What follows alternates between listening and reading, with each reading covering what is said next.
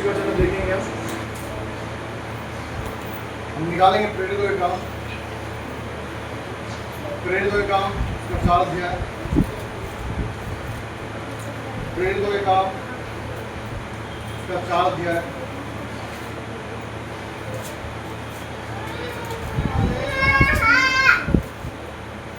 प्रेरितों के काम 4 अध्याय 170 पेज नंबर है। नया नियम 170 पेज नंबर। प्रेरितों के काम 4 अध्याय।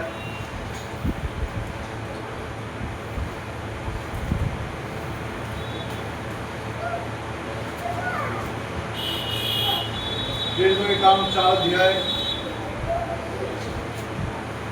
170 पेज नंबर है। एक्ट्स चैप्टर 4 और वर्ष 32-37। हम 32 पद से लेकर 37 पद तक बारी बारी करेंगे। विश्वास करने वालों की मंडली एक चित्त और एक मन की थी, यहाँ तक कि कोई भी अपनी संपत्ति अपनी नहीं कहता था, परंतु सब कुछ साझे में था।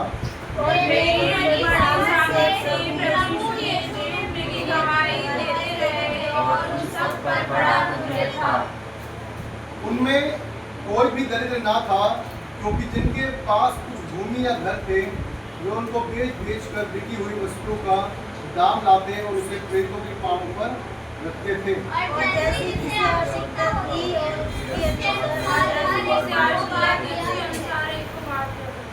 यूसुफ नाम साइप्रस का एक लेवी था, जिसका नाम प्रेरितों ने बरनबास अर्थात शांति का पुत्र रखा था।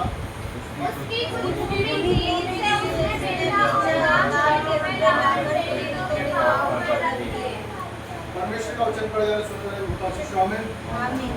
आइए प्रार्थना करेंगे। हमारे पिता परमेश्वर, धन्यवाद करते हैं आपके प्रेम अनुग्रह के लिए। धन्यवाद प्रभु जी आपके वचनों के लिए जो हमने पढ़े और सुने प्रभु जी। धन्यवाद करते हैं कि आपने हमारी भाषा में ये पढ़ने के लिए हमें दिए प्रभु जी, और उन वचनों को जिन्हें आपने अपने बड़े नाम से महत्व दिया प्रभु। धन्यवाद करते हैं। सच में प्रभु जी आप महान परमेश्वर, अद्भुत युक्ति करने वाले परमेश्वर और अद्भुत रीति से प्रेम करने वाले परमेश्वर। धन्यवाद प्रभु जी आपकी दया के लिए कि आपने वो दया अनुग्रह हम पर भी किया, कि हमें प्रभु जी आवाज़ देकर बुलाया, अपनी चुनी हुई प्रजा में शामिल किया। धन्यवाद सब बातों के लिए प्रभु जी। आप हमारी सहायता करें कि हम आपकी बात को, आपकी आवाज़ को सुनने पाएँ। प्रभु जी जो आप चाहते हैं वो हमारे हृदय में बीज बोने पाए। सहायता करें, पूरी दया करें। अपने दास की बुद्धि ज्ञान से समझ दे कि हर एक बात के लिए से होने पाए। बोल मेरे हो शब्द आपके होंगे। छोटी सी उनकी प्रार्थना को यीशु के नाम से मांगते हैं, सुने और ग्रहण करें। आमीन। यहाँ हम वचन में देखते हैं, और जब हम वचन में पढ़ते हैं, पहले वचन में बहुत अच्छी बात लिखी है, लिखी तो पूरे सारे वचन में अच्छी बात है। जब पहले वचन को देखते हैं 32 पद में, कि विश्वास करने वालों की मंडली एक चित्त और एक मन की थी, यहाँ तक कि कोई भी अपनी संपत्ति अपनी नहीं कहता था, परंतु सब कुछ साझे में था। सबसे मेन इंपॉर्टेंट बात जो है, एक चर्च के अंदर होना तो क्या है, एकता होनी जरूरी। एक जो लिखा है एक चित्त और एक मन की, तो इंग्लिश में जब पढ़ते हैं तो उसमें वहाँ पे लिखा है कि एक स्पिरिट में और एक आत्मा और एक क्या है, हृदय है। एक ही क्या है, सबकी सोच भी एक जैसी है, और सबकी आत्मा भी जो गवाही देती है वो भी क्या है, एक गवाही देती है। लोगों के दिल मिले हुए हैं, लोगों की आत्माएं क्या है, मिली हुई है। लेकिन आज जब हम देखते हैं तो क्या देखते हैं, लोगों में क्या है, दिल और आत्मा की तो बहुत दूर की बात है। आज लोग क्या है, स्टेटस में, छोटे बड़े में, इसमें क्या है, उलझे हुए हैं। आज का एक चित्र ना एक आत्मा है और ना एक हृदय। सब क्या है, आपस में बुद्धिमान है। क्या होता है, देखा होगा ना आपने, एक व्यक्ति अपने आप को दूसरे से हमेशा क्या समझता है,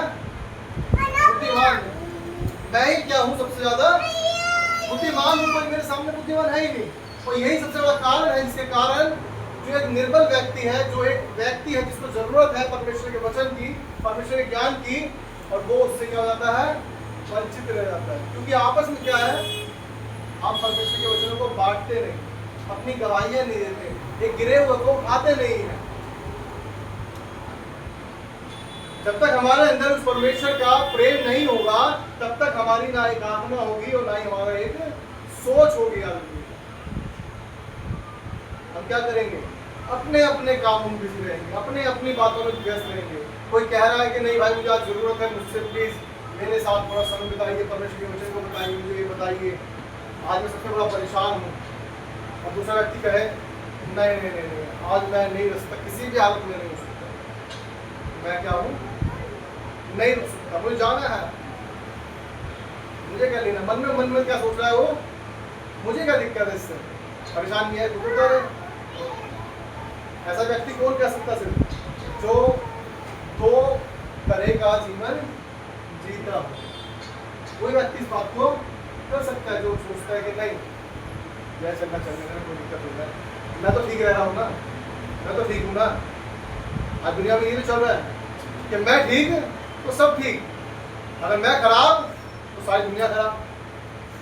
अगर मैं दुखी हूं तो सामने वाला भी दुखी होना चाहिए, और अगर मैं खुश हूं सामने वाला दुखी रहे, कोई दिक्कत नहीं है। यह है आज। आप किसी दुखी बंदे से मिलो और किसी से बात करो, अगर वो दुखी है सामने वाला तो उसको क्या होगा, जब आप बात करें खुश होकर बात कर रहे हो तो उसे लगेगा कि ये बंदा क्यों खुश है, मैं दुखी हूँ इस दुनिया में सबसे ज्यादा, और ये क्या है, ऐसे खुश होकर कैसे बात कर रहा है। अगर खुद खुश है तो भी उसे सामने वाले खुशी से परेशानी होगी, लेकिन उसको क्या लगेगा, ये सामने वाला दुखी होना चाहिए। अगर ये भी मेरे बराबर है तो मुझमें उसमें फर्क क्या रहा। लोगों की सोच है आज लोग जो है इस तरह से सोचते हैं क्योंकि उनके जीवन में परमेश्वर नहीं है। याद रखिए, जब देखते हैं हमारे वचन को लिखा है,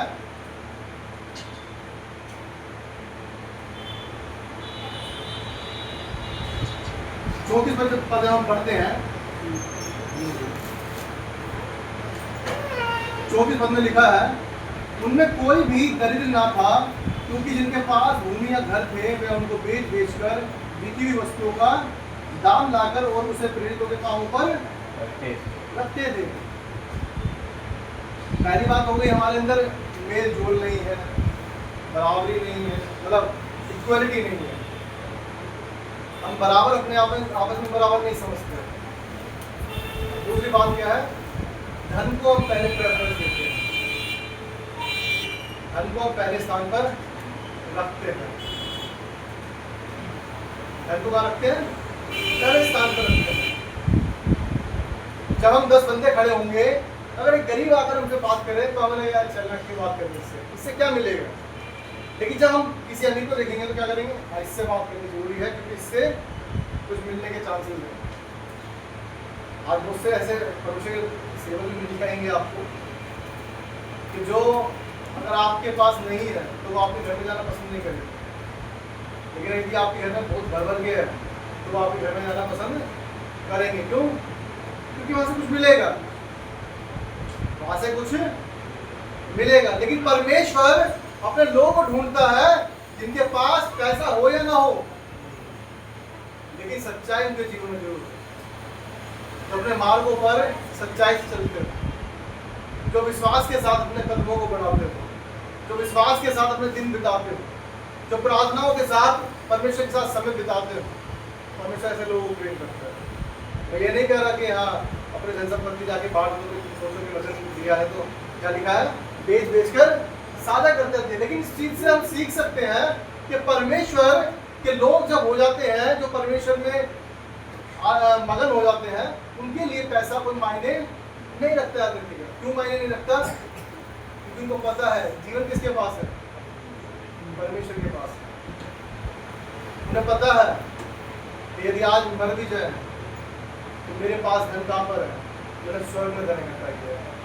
आज लेकिन दौलत इकट्ठा करने में लोग लगे हुए, जबकि पता नहीं अगले पल का भी पता नहीं कुछ लोग घमंड में भरे भरे पड़े हैं, हल्का सा कुछ कह दो तो क्या होता है, क्या ही कैसे दिया। ऐसा हुआ है और हम देखते भी हैं कि क्या है एकदम इंसान किसमें आता है कि बोल कैसे दिए। जब हम चर्च जाते थे हमने भी लोगों को देखा है, किसी को कुछ गलत बोल दिया, गलत क्या मतलब सही बोल दिया, डांट भी दिया, तो क्या होता है आखिर बोल कैसे दिया। क्योंकि आपके अंदर एक मन नहीं है, एक आत्मा नहीं है, आपके अंदर इस परमेश्वर को जानने की इच्छा बराबर नहीं है। क्योंकि आप जीवन परमेश्वर की जीवन की बातों से हटकर इस संसार की बातों पर ज्यादा मन लगाते हैं, इसलिए आपके जो हमारे विचार क्या है, आपस में विचार क्या होते हैं, मिल नहीं पाते। इसी से एक बात मैंने ऐसी कही और उन्होंने बड़ी जल्दी क्या है बात को इतना उल्टा ले लिया जो मेरी समझ से परे था। मैं अभी अचानक याद आया कि मुझे मेरे साथ भी ऐसा हो चुका है कि बड़ा सीधी सी बात, बिल्कुल सीधी सी बात, मतलब मुझे खुद को समझ में नहीं आया था कि मैंने आखिर कहा किया है। बड़े सीधे शब्दों में मैंने बात करी और उसके बाद मैं क्या हो गया, कल्प्रिट हो गया, मैं उनके लिए अपराधी हो गया। मुझे अपने अंदर से कुछ ऐसा फील हो रहा था कि मैं किस जगह पर मैंने क्या बात कही, जबकि मेरी वाइफ भी साथ बैठी थी और मैं फ़ोन पर था जिससे बात कर रहा था। मुझे सच में बड़ा ऐसा फील हुआ कि आज लोगों के अंदर जो हम बात कर रहे थे पिछले समय, क्रोध जो है इंसान में कूट कूट के भरा हुआ है। जो गुस्सा है, गुस्सा आपको सोचने नहीं देता।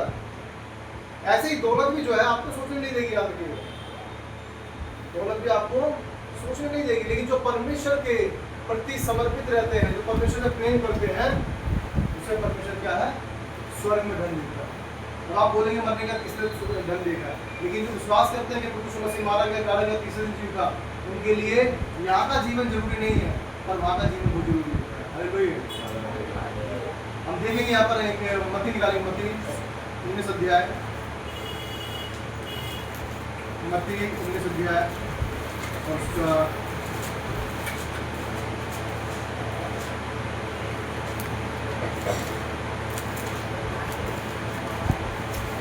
20-21, 19 का 20-21। उस जवान ने उससे कहा, इन सब को तो मैंने माना है, अब मुझ में किस बात की घटी है। यीशु ने उससे कहा, यदि तू सिद्ध होना चाहता है तो जा, अपना माल बेचकर कंगालों को दे और तुझे स्वर्ग में धन मिलेगा, और आकर मेरे पीछे हो। आकर मेरे पीछे बोले। परमेश्वर जानता है जब तक देखो यहाँ वचन लिखा है बेचकर बांट दे, ये कर दे, बहुत सारी चीजें।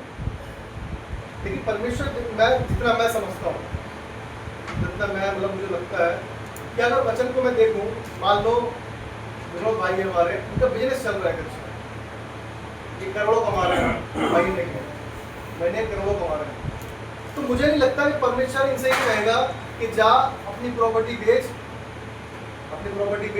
तो क्या कर मेरे पीछे हो जा। मतलब मेरे पीछे हो तो ले, लेकिन प्रॉपर्टी बेचने के लिए क्यों नहीं कहेगा, अपना बिजनेस बंद करने के लिए क्यों नहीं कहेगा?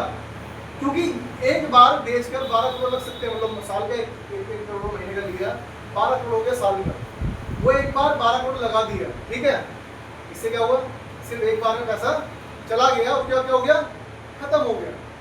लेकिन अगर यही बिजनेस वो परमेश्वर कहे कि तू लगातार करता रहे, ये जब तक जिंदा रहेंगे, हर महीने क्या है 1 करोड़ से क्या है लोगों की हेल्प कर सकते हैं, परमेश्वर की सेवा में काम कर सकते हैं।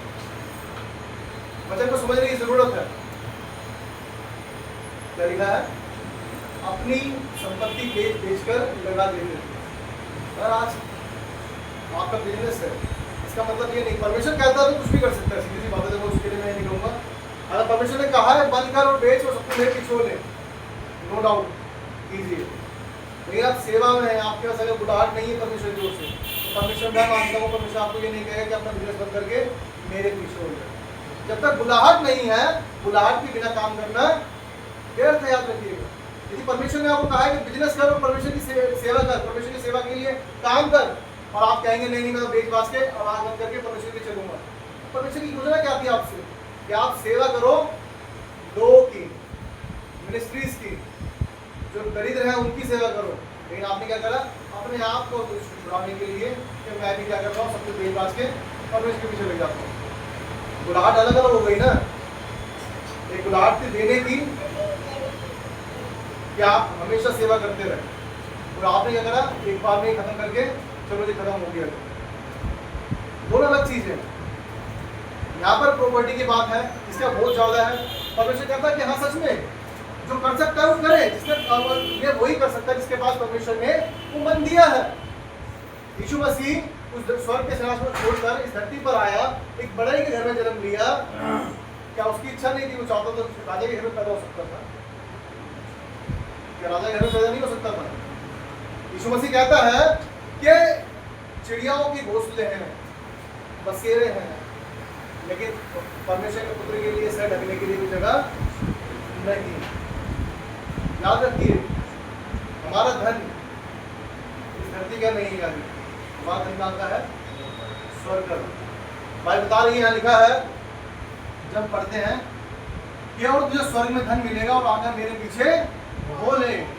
जब आप अपनी संसारिक चीजों को छोड़ देते हैं तभी आप परमेश्वर की पीछे चल सकते हैं। और जब तक चाहे आपकी धन, आपकी दौलत, आपके बच्चे हो, आपकी प्रॉपर्टी हो, आपका पति हो, आपका परिवार हो, यदि आपने उन चीजों को परमेश्वर से पहले महत्व दे रखा है तो आप परमेश्वर के साथ नहीं चल सकते। मान लो मुझे कोई कहे कि नहीं प्रार्थना में जाना है वहाँ पर, अब मेरी वाइफ मेरे पीछे पड़ जाए, नहीं नहीं आपको नहीं जाना, नहीं नहीं आप नहीं जाओगे, अगर आप जाओगे तो कलेश होगा यहाँ पर, ये लड़ाई हो जाएगी, वो हो जाएगी, तो क्या होगा उससे? क्या परमेश्वर की सेवा हो पाएगी? नहीं हो पाएगी। लेकिन यदि मेरे लिए परमेश्वर पहले होगा तो मैं कहूँगा कि भाई आपको जो करना है बैठिए आराम से, कोई दिक्कत नहीं, लेकिन मैं जाऊँगा क्योंकि परमेश्वर का काम पहले है।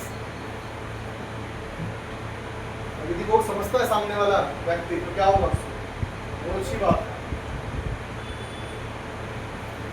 क्यों? क्योंकि आपने परमेश्वर को पहला स्थान दिया। तो परमेश्वर की बात बताती है कि मैंने तुम्हें पूछ होने के लिए नहीं, सर होने के लिए चुना। यदि आप परमेश्वर के योजनाओं के अनुसार परमेश्वर के साथ साथ चलोगे तो परमेश्वर आपको ऊपर करेगा, शिरोमणि करेगा, कुछ नहीं बनाएगा। याद रखिएगा, पूछ कहाँ रहती है? पीछे रहती है। तो ईश्वर कहाँ रहता है? सबसे आगे, फ्रंट में रहता है। हालेलुया। याद रखिए, इसको चाहे धन का मतलब ये नहीं सोचना कि पैसा ही है। आपके बच्चे, आपका परिवार, आपकी जगह, आपका जो मर्जी, जो आपके जीवन में सबसे ज्यादा महत्व रखता है, अगर आपने परमेश्वर से पहले उसको स्थान दे रखा है तो उसका मतलब क्या है? आपने उसकी परमेश्वर की वैल्यू कम कर रखी है अपने जीवन में। आपके परमेश्वर की वैल्यू कम है। याद रखिए, आगे लिखा है, जब पढ़ते हैं इसी वचन को 22 में लिखा है, परंतु वह जवान ये बात सुन उदास होकर चला गया क्योंकि वो बहुत धनी था। अरे बहुत धनी था। सबसे बड़ी दिक्कत तो यहीं पे ही है। क्या है सबसे बड़ी दिक्कत? क्या है? बस धनी था। सबसे बड़ी दिक्कत यहीं पे आ गई। क्योंकि देखो, जिसके पास 10 रुपये हो, परमेश्वर यीशु मसीह कहता कि जा 10 रुपये बेच के 10 रुपये में चीज जाके गरीबों को बांट दे। बड़ी जल्दी जाके बांट देता है ना, 10 रुपये बांट देता वो। लेकिन बात आ रही है करोड़ों की। करोड़ों कैसे बात? नहीं, वैसे एग्जांपल के लिए दिया है मैंने। मान लो किसी का 10,000 20,000 पड़े हैं, वो तो बंदा खर्च करता है, कोई दिक्कत नहीं। लेकिन बात आई करोड़ों की, तो इंसान जो है, इंसान की सोच ऐसी है कि हाँ पैसा मेरे पास है तो सीधी सी बात है, अर्निंग भी इसी से आई। हाँ, मैंने इसी को खत्म कर दिया, इसी को बेच दिया तो क्या होगा? मैं तो यार कुछ कहीं का नहीं रहूँगा। अभी ये लोग निर्धन है, लिखा हुआ है कि उन निर्धनों की हेल्प करते थे, गरीबों की हेल्प करते थे। बोले आज तो ये गरीब है, कल को मैं भी गरीबों की लिस्ट में आ जाऊंगा। ये कौन सोचेगा? ये वो सोचेगा इसके बाद जहाँ धन है और परमेश्वर पे विश्वास नहीं, इसके बाद विश्वास नहीं होगा, वही ऐसा काम कर सकता है। क्या लिखा है? जब पढ़ते हैं, वो उदास होकर चला गया।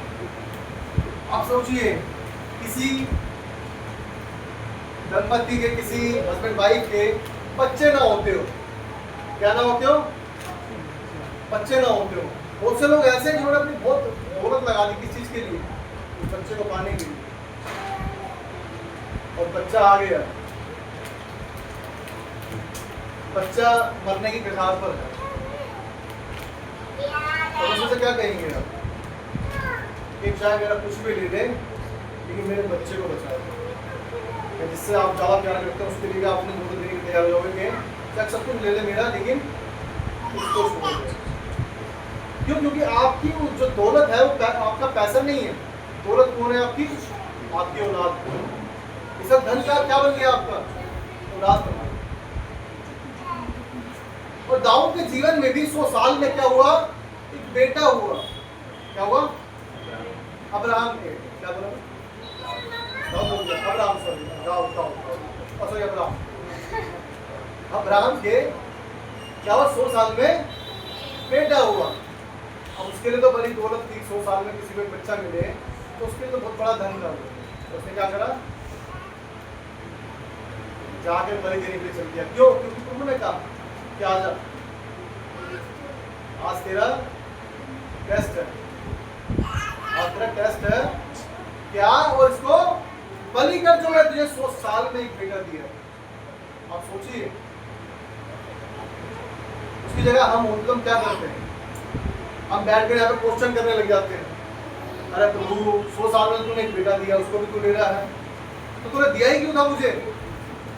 तूने मुझे क्या परखने के लिए दिया था? ये करने के लिए दिया था? अब्राहम ने ऐसा नहीं किया। अब्राहम क्या करा? लेके चल दिया कि चलो बलि करना है, लेकिन उसे विश्वास था कि मैं लेकर तो जा रहा हूँ।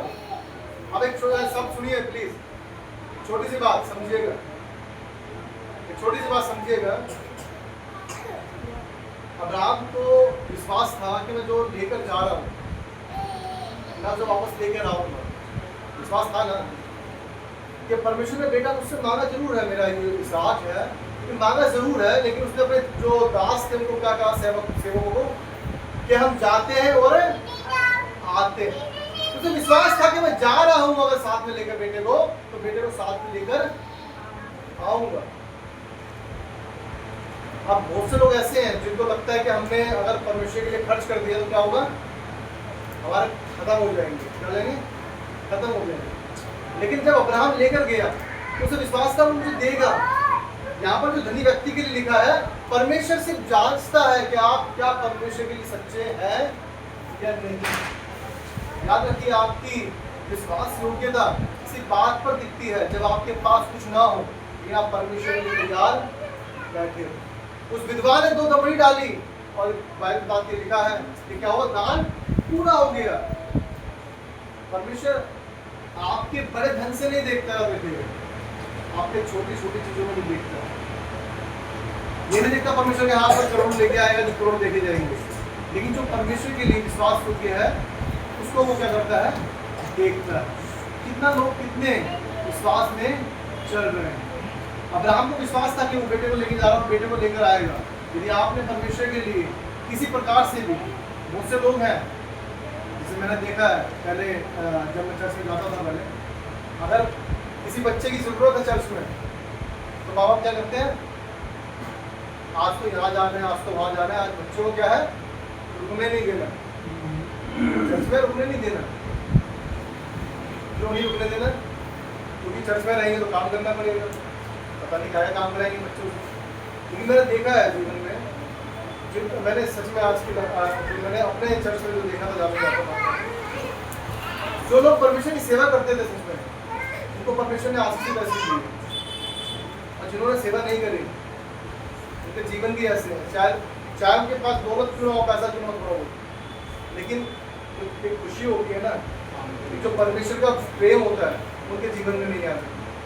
ये मैंने देखा इसलिए बोल रहा हूँ, अगर नहीं देखा तो नहीं बोल सकती। आज परमेश्वर भी हमारी जो हृदय है उसको देखता है, हमारे हृदय को देखते हैं कि सच में परमेश्वर के प्रति वफादार है या नहीं। इसमें लिखा है, मती में देखते हैं, मती 6 अध्याय, मती 6 अध्याय,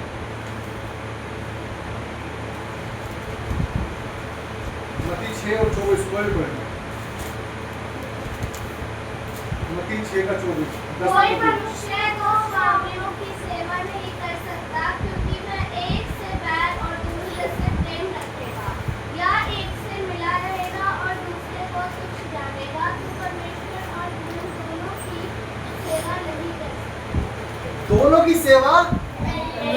सकते आप धन और परमेश्वर की सेवा नहीं कर सकते। याद रखिएगा, जहां आपके अंदर धन का लोभ होगा, आप परमेश्वर ऑटोमेटिकली क्या होगा, पीछे हो जाएगा। मैंने बहुत से लोगों को देखा है, मैंने बहुत से लोगों को देखा ये चीज को। और जब परमेश्वर का दिन होता है, संडे का दिन होता है, उस दिन क्या करते हैं, वो काम पर पहले फोकस रखते हैं। मैं ये नहीं कहता कि काम करना गलत है, मैं ये नहीं कहता कि संडे को जाना जॉब करना गलत है, लेकिन आप जहाँ जाते हैं पहले कौन है, पहले कौन है? आप अपने अंदर इस चीज की हिम्मत रखें कि जहाँ आप जा रहे हैं, अगर मंडे की छुट्टी भी है कोई बात नहीं, आप मान लीजिए आप 20,000 कमाते हैं, लेकिन उस 20,000 में सोच लीजिए मैं 18,000 ही कमाता हूँ। आप सोच लिए मैं 18,000 ही कमाता हूँ, मैं बोल दूंगा कि भाई संडे को मैं लंच से पहले नहीं आ सकता। कभी बाई चांस हो जाए, चलो ठीक है, होता है कभी कभी, मानता हूँ मैं इस चीज़ को। लेकिन अगर आप परमेश्वर से ज़्यादा अपने पैसे को इम्पोर्टेंस देंगे, तो भाई लिखा पढ़ा था ना हमने भी कि धनी क्या हो गया, वो उदास होंगे और क्या कहा, मेरे पीछे होंगे। देखो ये धन छोड़ने के लिए कहा, लेकिन हम क्या लिखेगा हमें, अरे यार 20,000 में 2,000 कम हो जाएंगे, तो इसका मतलब राशन का सामान आ सकता है उसमें, 2,000 में कपड़े आ जाएंगे, 2,000 में रही आ जाएगा। क्या होगा, हम कैलकुलेशन करने लगेंगे। लेकिन ये कैलकुलेशन नहीं करेंगे कि यदि हमने परमेश्वर के लिए छोड़ा है 2,000 को, तो परमेश्वर इस 2,000 की जगह में 20,000 दे सकते हैं। याद रखिए, मैंने ऐसे लोगों को देखा जिसने परमेश्वर के लिए छोड़ा। एक मैंने गवाही पीछे बताई थी, शायद आपको, शायद रजौरी गार्डन या तरह में रहते हैं। उनका क्या है, उनकी सैलरी थी हस्बैंड वाइफ की 2-2.5 लाख रुपये सैलरी थी। कितने? 2-2.5 लाख रुपये सैलरी थी, और उन्होंने जॉब छोड़ दी। क्यों? परमेश्वर ने कहा। जैसे मैंने थोड़ी सबसे पहले यही बात कही ना मैंने, यदि परमेश्वर ने जो आपसे कहा है वो करो, चाहे तो उसके पीछे आपका बिजनेस हो या घर हो, कुछ भी हो, मैटर नहीं करता। लेकिन हाँ, अगर परमेश्वर ने नहीं कहा, आपको बुलाहट नहीं है परमेश्वर की ओर से, तो उस काम को ना करें, उस काम को ना करें, क्योंकि बिना बुलाहट के, बिना परमेश्वर की अगुवाई के काम करने से कोई फायदा नहीं होगा। यदि परमेश्वर ने कहा आपको बैठना है तो बैठिए, परमेश्वर ने कहा है नहीं उठ के जाकर प्रचार करो, प्रचार करो। परमेश्वर ने जो काम दिया है वो करो। ये मत सोचे अरे यार इसको बड़ा ही तारीफ मिलती है तो सामने गिटार बजाता है, इसकी तारीफ बड़ी होती है, मुझे गिटार बजाना नहीं है।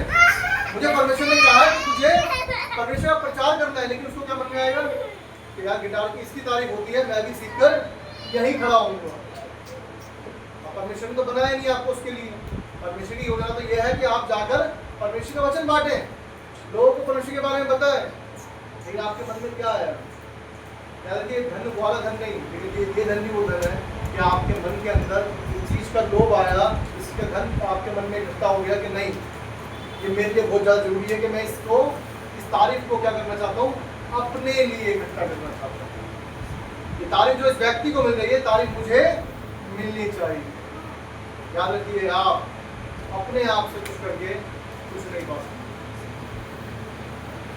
अपने आप से कुछ नहीं पा सकते। याद रखिए, जो परमेश्वर ने बुलाहट दी उस काम को करें, चाहे वो छोटी हो या बड़ी हो, इससे कुछ फर्क नहीं पड़ता। इस चीज़ से कुछ फर्क नहीं पड़ता कि आप चाहे चेयर्स लगा रहे हैं, चाहे आप सफाई कर रहे हैं, चाहे आप कारपेट बिछा रहे हैं। मैंने बहुत से लोगों को देखा पूछते भी नहीं, क्या मन खुद क्या होगा, और उस काम को करते हैं अपने आप, क्योंकि उनको लगता है कि वे काम इस भवन के लिए नहीं, इस परमेश्वर के पास दास के लिए नहीं, इस व्यक्ति के लिए नहीं, ये इसके लिए कर रहा हूँ, परमेश्वर के लिए कर रहा हूँ, ये परमेश्वर का काम। ऐसा जीवन में हमारे होना चाहिए। जब तक हम परमेश्वर को पहला स्थान नहीं देंगे, याद रखिए, हम अपने आप को उस जगह नहीं पहुंचा पाएंगे जिधर परमेश्वर हमें ले जाना चाहता है। हमें बहुत जरूरी है इस चीज के लिए, मैं बता रही है, जहाँ तेरा धन है वहीं तेरा मन भी लगा रहेगा। एक व्यक्ति दो व्यक्तियों की सेवा नहीं कर सकता। धन की सेवा कर ले या तो परमेश्वर की सेवा कर। सेवा आपको देखनी है, किसकी करनी है। और जो मैंने बताया कि जिन्होंने अपनी जॉब को छोड़ा, आज उनके चर्च में इतने लोग हैं कि वो 10-20 लाख रुपए उनके पास वैसे इकट्ठे हो जाते हैं। हालेलुया। सोचने वाले देखो, मैं यही कह रहा था आपको, परमेश्वर के लिए छोड़ना परमेश्वर के लिए देने से कम नहीं होता, याद रखिए। क्योंकि बोया गया स्वर्ग के राज्य के लिए, परमेश्वर के लिए, परमेश्वर के कार्यों के लिए, अपने लिए नहीं है, याद रखिए। आज इंसान क्या है, समझता नहीं इस चीज को। किसी प्रकार का धन हो सकता है आपके जीवन में, याद रखिए, किसी भी प्रकार का, चाहे मैंने बताया पहले आपको, चाहे आप अपनी औलादों पे फूलते हो, चाहे अपने धन पर फूलते हो, चाहे अपनी एजुकेशन पे फूलते हो, चाहे अपनी सुंदरता पे फूलते हो, चाहे अपनी हाइट पर फूलते हो, चाहे अपने माँ बापों पर फूलते हो, लेकिन याद रखिए, फूलना है तो सिर्फ परमेश्वर पर फूलो। तो भाई बताती है, यदि किसी को घमंड करने का कोई कारण हो तो सिर्फ परमेश्वर होना चाहिए। हालेलुया।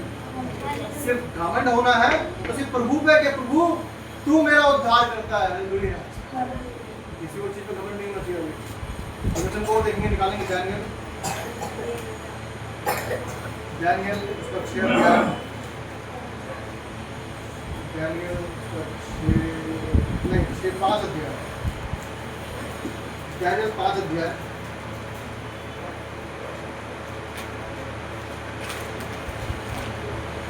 और उसका 16-17 पद पर।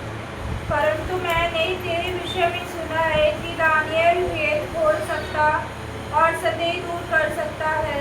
इसलिए भी यदि तू उस लिखे हुए को पढ़ सके और उसका अर्थ भी मुझे समझा सके, तो तुझे बैंगनी रंग का वस्त्र और तेरे गले में सोने की कंठमाला पहनाई जाएगी, और राज्य में तीसरा तू ही प्रभुता करेगा। दानियल ने राजा से कहा, अपने दान अपने ही पास रख, और जो बदला तू देना चाहता है वह दूसरे को दे।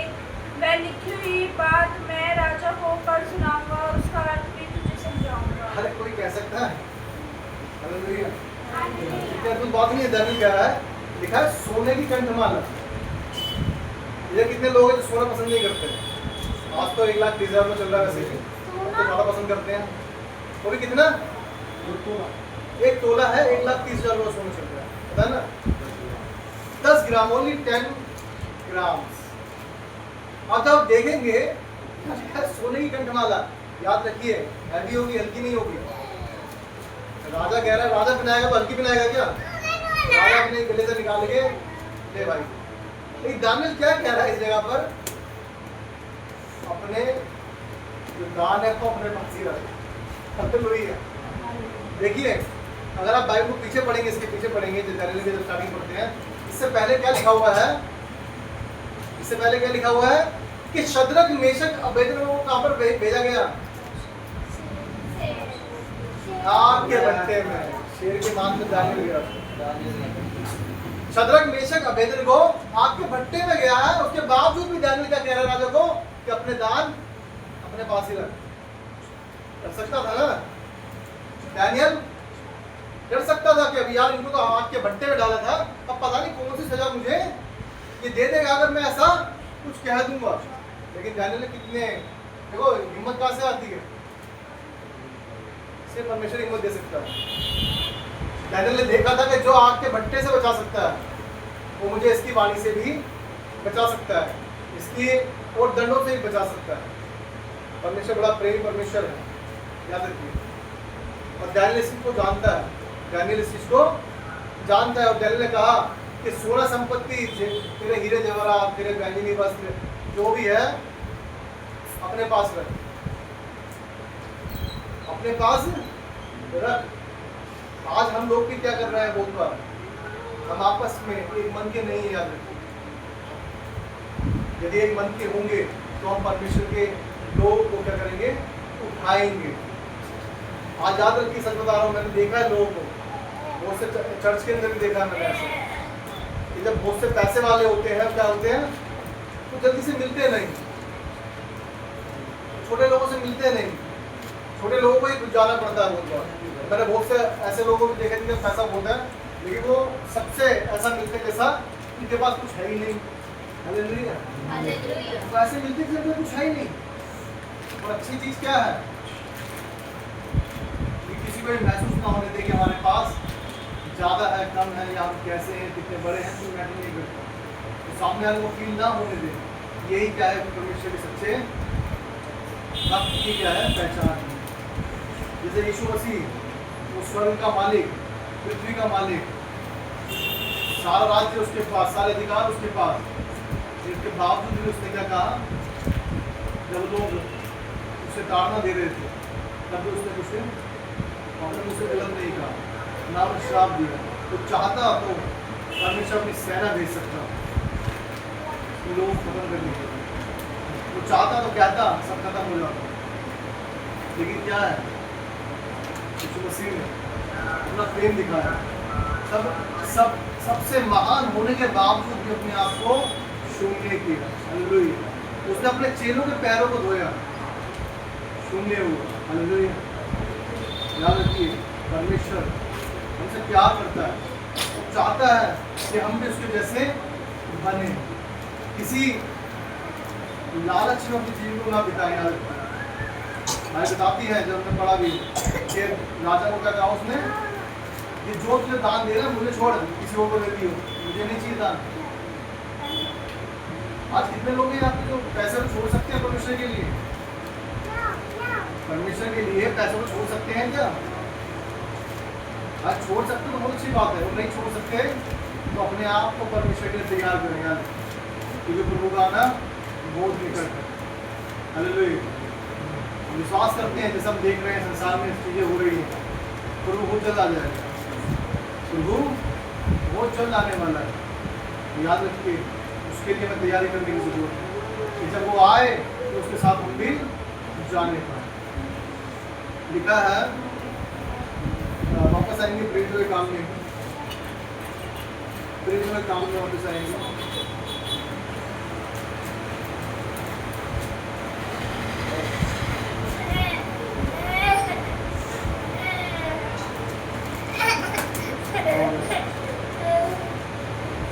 छत्तीस और 37 पद पढ़ेंगे, 4 का 36 और 37।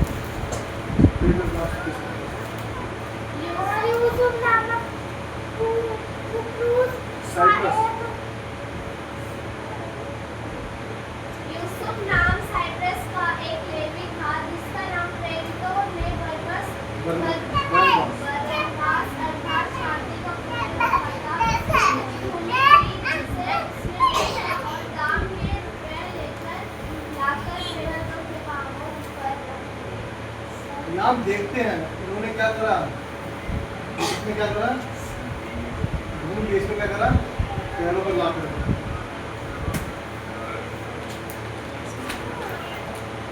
लाकर रख दी। इसका मतलब ये है कि जो आपके जीवन में जो ज्यादा इम्पोर्टेंट है, जो ज्यादा आपके लिए मायने रखता है, तो चीजों से बढ़कर क्या होना चाहिए, परमेश्वर होना चाहिए। क्या प्रभु से पैसे देने वाले से प्यार करेगा? ऐसा तो नहीं है ना। एक व्यक्ति है जो अच्छा खासा हट्टा कट्टा है और परमेश्वर के लिए काम कर सकता है, परमेश्वर के राज्य के लिए काम कर सकता है। मान लो 1000 लोगों का खाना बन रहा है, लेकिन एक व्यक्ति पैसे नहीं दे सकता, लेकिन खाना कटवा सकता है, सब्जियां कटवा सकता है, खाना बना सकता है, तो वो हेल्प नहीं करेगा, कर सकता है ना। हर तरीके से अलग अलग तरीके से काम हो सकता है। परमेश्वर के राज्य के लिए बोना किसी रीति से ये नहीं कि सिर्फ हर चीज पैसे से तोली जाए। आपके पास दिमाग है कि आप कुछ अलग कर सकते हैं, आप परमेश्वर करके भी करेंगे तो परमेश्वर आपको वापिस देगा चीज। आपके पास कुछ वेट उठाने की हिम्मत है, आप कुछ लेकर आ रहे हैं, कुछ सब चलो माल के कुछ सामान उठा के रखना अंदर, परमेश्वर करके भी आपने कुड़कुड़ा के नहीं काम किया, बोला भी नहीं, आप खुद अपने आप क्या दिखा, मैं कर देता हूँ, क्योंकि मैं कर सकता हूँ, मुझे प्रभु ने ताकत दी है, बल दी है। एक व्यक्ति बड़ा, अरे यार फिर मेरे सामने आ गए क्या, इससे पहले निकल लेता हूँ, पास्टर जी ने कहा है सामान आने वाला है, भारी सामान है, इसका मतलब क्या है, उठा तो सकता हूँ लेकिन उठाऊंगा नहीं, चर्च का क्या लाइक उठा दे रहेंगे। और समय ठीक है, पास्टर जी जब से मुझे निकलना पड़ेगा, अर्जेंट फोन आ गया, अर्जेंट फोन आ गया। जब हम ऐसा काम करते हैं, बहाने बनाते हैं, देखिए मैंने एग्जाम्पल दिया, हम जब ऐसे बहाने बनाएंगे तो क्या होगा, हम परमेश्वर के आशीर्वाद को खोएंगे। याद रखिए, हम ही नहीं, जिसको हम सोचे कि हम अपने लिए, दुनिया में कोई भी जो परमेश्वर पर विश्वास रखता है, परमेश्वर के भवन में आता है, परमेश्वर से कहता है कि हाँ मैं मसीह हूँ, लेकिन अपने आप को परमेश्वर के काम करने से बचाता है या अपने आप को छुपता हुआ फिरता है, याद रखिए बाइबल बताती है वो मेरे योग्य नहीं। जो हल पर हाथ रखे और पीछे मुड़कर देखे वो मेरे योग्य नहीं है। अब ठंड पड़ रही है, अब गर्मी पड़ रही है, अब बरसात आ रही है, ना ना ना, अब खुद ही सोचिए छोटी सी बात, ठंड पड़ जाए ज्यादा तो बोलते हैं लोग क्या, ठंड ज्यादा हो रही थी तो लोग नहीं पाया, ठंड लग रही थी, गर्मी लग रही थी, अब ठंड लग रही है तो उठ नहीं पाते, तो चर्च नहीं आएंगे। फिर धूप पड़ेगी ज्यादा तो गर्मी ज्यादा पड़ रही थी तो अब भी चर्च नहीं आ सकते। अरे पानी बहुत भरा हुआ था, बारिश बहुत तेज आ रही थी, अब भी नहीं आ सकते। तो कौन से मौसम में आ सकते हैं, ये बताओ ना, कौन से मौसम में आ सकते हैं? जब तीनों मौसम तो आपने कवर कर लिए, ठंड में आप उड़ नहीं पाते, बरसात में आप बाहर निकल नहीं पाते, और ठंड के अंदर आप रजाई से बाहर नहीं निकल पाते, गर्मी में आप बाहर नहीं निकल पाते, ज़्यादा धूप पड़ रही होती है, स्किन के लिए दिक्कत है। तो किस टाइम पर आप परमेश्वर के साथ आ सकते हैं? याद रखिए, जो हमने वचन पढ़ा अभी यहाँ पर, मेरे तो एक काम चालू किया के अंदर, जो भी हमारे जीवन में सबसे पहले रखते हैं विश्वास को, याद रखिए वो सबसे बढ़कर सबसे पहले किसको रखना है? परमेश्वर को रखना है। यदि परमेश्वर को पहले रखेंगे तो परमेश्वर सारी चीजें क्या है अपने आप करता जाएगा। जैसा अब्राहम को परमेश्वर ने कहा कि मैं तुझसे एक बड़ा वंश उत्पन्न करूंगा, याद रखिए परमेश्वर उसे इस बात पर विश्वास था कि मुझे प्रभु ने कहा है, इसलिए इसने बेटा मुझे दिया है, ऐसा इसी के द्वारा क्या है, मेरा बड़ा वंश उत्पन्न करेगा। उसे विश्वास था, इसलिए कि वो बलि मांग तो रहा है, लेकिन मैं इसको लेकर जा रहा हूँ, एक वापस इसको लेकर भी आऊँ। वैसे हमारा विश्वास होना चाहिए, क्योंकि हमने परमेश्वर के लिए, परमेश्वर ने मुझसे कुछ कहा है, प्रभु ने कहा है कि मुझे वो सर बनाना चाहता है, तो इसका मतलब ये है कि मुझे सर बनाना चाहता है, तो मुझे नीचे रखना नहीं चाहता। हम उसे कहें कि हाँ सच में मुझे विश्वास है प्रभु कि आप मुझे सर बनाएंगे। हालेलुया। परमेश्वर का वचन पढ़े जाने सुनने में बहुत आशीष हो। आमीन। आइए हम सब आराधना में जाएंगे, और जो